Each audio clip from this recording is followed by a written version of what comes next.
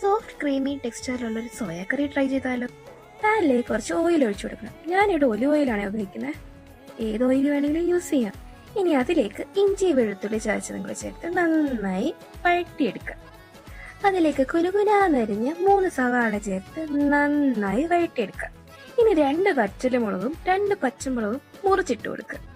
ഇനി എല്ലാം കൂടെ നന്നായി വഴണ്ട് വരുമ്പോൾ നമ്മുടെ ഗ്രേവിക്ക് ആവശ്യമായ ഉപ്പ് ചേർത്ത് കൊടുക്കുക. ഇനി അതിലേക്ക് ഒരു തക്കാളി കുനുകുനാന്നരിഞ്ഞതും കൂടെ ചേർത്ത് വീണ്ടും നന്നായി വഴറ്റിയെടുക്കുക. ഒന്ന് അടച്ചു വെച്ചാൽ വേഗം വെന്ത് കിട്ടും. ഇനി ലേശം മഞ്ഞപ്പൊടി, എരിവിനനുസരിച്ചുള്ള മുളക് പൊടി, ലേശം മസാലപ്പൊടിയും കുറച്ച് മല്ലിപ്പൊടിയും കൂടെ ചേർത്ത് കൊടുക്കുക. ഇനി മസാലയൊക്കെ ഒന്ന് മൂത്ത് സെറ്റ് ആകുമ്പോൾ അതിലേക്ക് കുറച്ച് ഇളം ചൂടുവെള്ളം ഒഴിച്ച് ഒന്ന് തിളപ്പിച്ചെടുക്കുക. ഇനി അതിലേക്ക് മഞ്ഞപ്പൊടി ഉപ്പും ഇട്ട് വേവിച്ച് വെച്ച സോയ അതിലേക്ക് ചേർത്ത് നന്നായി ഇളക്കി കൊടുക്കുക.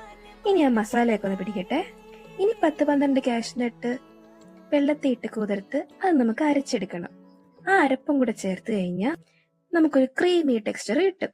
ഇനി സോയൊക്കെ ഒന്ന് കുറുകി വരുമ്പം ലേശം കുരുമുളക് പൊടി കുറച്ച് മല്ലിയിലയും കൂടെ ചേർത്ത കറി റെഡി. ചപ്പാത്തിക്കും ചോറിനും അപ്പത്തിനും ഒക്കെ സെറ്റാണ്. അപ്പൊ ട്രൈ ചെയ്ത് നോക്കിയിട്ട് അഭിപ്രായം പറയാൻ മറക്കരുത്.